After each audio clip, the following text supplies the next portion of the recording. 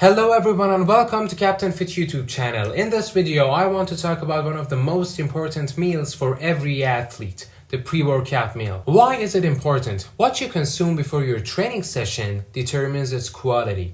You've probably experienced the difference of your energy levels after consuming certain foods pre-workout. So if you want to feel your best and kick the weight's butt, you need to know what to eat before your workouts. What does it do? A good pre-workout meal should help us with two things: providing energy and creating an anabolic environment during training. Carbs and fats provide energy. In general, 1 gram of carbs per kilogram of body weight, which comes from a low glycemic source and a piece of fruit, seems enough. You may wonder, why a low glycemic carb source? Why pairing it with a different carb source, in this case fruit and fructose? A pre-workout meal consisting primarily of high glycemic carbs can put you in a hypoglycemic state. High GI carbohydrates result in a rapid spike in blood glucose followed by a faster decline. This hypoglycemic state can lead to weakness, lightheadedness, dizziness, and will definitely negatively impact your training performance. And about fruits. Different forms of sugar use different transporters to get from the digestive tract into the bloodstream,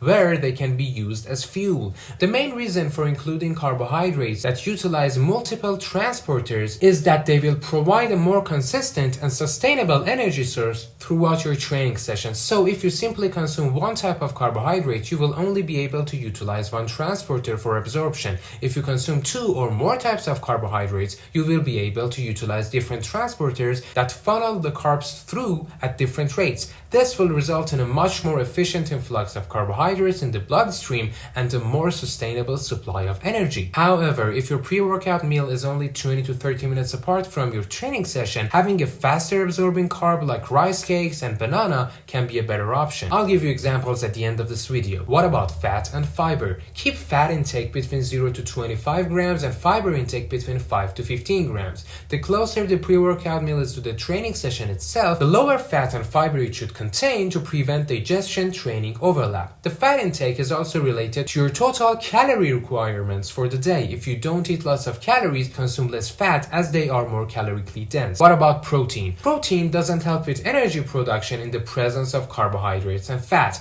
We consume protein in the pre-workout meal to create an anabolic environment during the training session and have a sustainable flow of amino acids in our bloodstream. You can consume 0.45 to 0.75 grams of protein per kilogram of your body weight, preferably coming from a complete protein source. When to eat the pre-workout meal? The best time is 60 to 90 minutes before your session, but if you train in 2 hours, you can use more fat plus slow digesting carbs and veggies with protein. For example, you can use brown rice or sweet potato, salmon, and a small portion of veggies plus 1 small apple, as it has more fiber compared to a banana. If you train in 60 to 90 minutes, which as I said is the best time in my opinion, you should consume less fat and less fiber. You can make some protein oatmeal and enjoy it with some coconut oil or a small portion of peanut butter and a banana. If you're training in less than 30 minutes, you can eat some bananas or rice cakes and honey as your carb source in conjunction with a whey protein shake mixed in water. I recommend you don't aim for 1 gram of carbs per kilogram of body weight in this scenario, because you need the fuel faster and the digestion process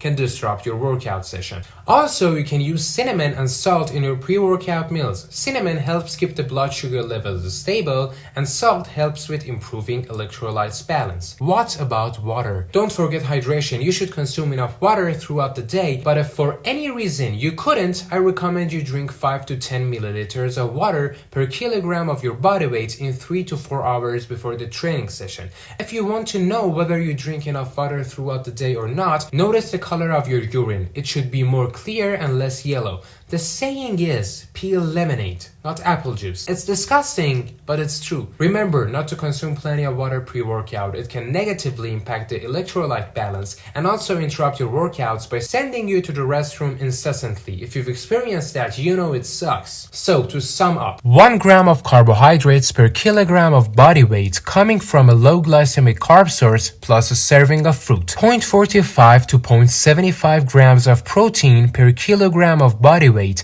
coming from a high-quality protein source. 0 to 25 grams of fat depending on total caloric intake and the length of time before training. Enough water to support proper hydration status before training without excessive interruption from frequent urination. I hope you've enjoyed the information provided in this video. Please like and subscribe. It means a lot. Stay fit and stay healthy. See you in the next one.